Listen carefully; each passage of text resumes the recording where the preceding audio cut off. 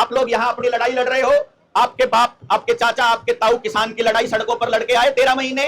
दूसरे तबके जो नौकरी कर रहे हैं, हेल हो, फेल हो, सेल हो, रेल हो, एयरपोर्ट हो, बिजली महकमा हो, LIC हो, BPCL हो, HPCL हो, रेलवे हो, एयरपोर्ट हो, चाहे जिस मर्जी डिपार्टमेंट में, टीचर्स हो या फिर डॉक्टर्स हो, सारे डिपार्टमेंट्स अपनी अपनी लड़ाई लड़ रहे हैं। ऐसा नहीं हो सकता कि आपकी लड़ाई बाकी किसी तबके की लड़ाई से अलग हो, क्योंकि सेम तरह का व्यवहार उनका चल रहा है।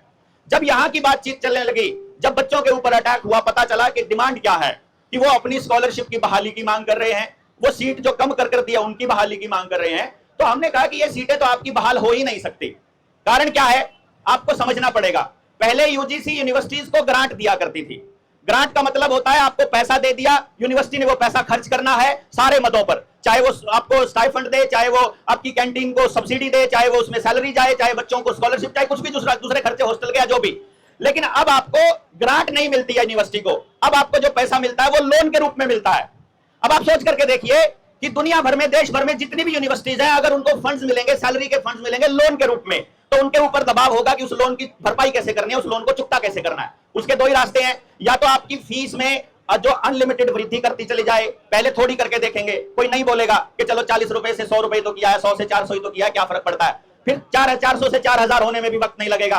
तो कहने का मतलब यह हुआ, या तो फीस बढ़ा देंगे, या स्कॉलरशिप कम कर देंगे, या सीटें कम कर देंगे, या प्राइवेट एंटिटीज को एंट्री दे देंगे, या प्राइवेट प्लेयर्स को एंट्री दे देंगे। धीरे धीरे सारे देश की सारी यूनिवर्सिटीज कर्जदार होती चली जाएंगी ग्रांट के नाम पर। जब सारी यूनिवर्सिटीज कर्जदार हो जाएंगी, वैसे ही जैसे आपके माँ बाप जमीन के लिए कर्जदार होते जाएंगे, आपके भी गांव में जब आपके माँ बाप की जमीन जो बैंकों में नीलाम पड़ी है, वो भी एक दिन इतने कर्जदार हो जाएंगे। आज भी किसी के पास जो 6 महीने वाली जो बैंक की लिमिट है, उसको चुकता करने का पैसा कैश नहीं होता है। माँ बाप क्या करते हैं, अपने रिश्तेदारों से पैसा लेकर आते हैं, बैंक में पुराने लोन का चुकता करके ब्याज भर के फिर वापस जिससे लेकर आए उसको वापस कर देते हैं। कैश किसी के पास नहीं है। तो जब गांव के आदमी के पास भी कैश नहीं है भरने को लोन, और यूनिवर्सिटी के पास भी नहीं है लोन भरने को, रोडवेज के पास भी नहीं है लोन भरने को, एयरपोर्ट के पास भी नहीं है लोन भरने को, और आपके अस्पताल के पास भी नहीं है, और आपके स्कूल के पास भी नहीं है, कॉलेज के पास भी नहीं है, जब किसी के पास लोन भरने को पैसा नहीं है और लोन अनलिमिटेड आपके ऊपर स्थापित कर दिया गया है, तो एक वक्त आपको मजबूरी में अपनी जमीन, मकान, दुकान, tractor, car, university, class, college सब कुछ छोड़ना पड़ेगा। यह आपकी मजबूरी है। यानी कि ये सारा कुछ जो हो रहा है, ये एक बड़े प्लान का एक छोटा हिस्सा है। ये समझना पड़ेगा यूनिवर्सिटी के स्टूडेंट्स को।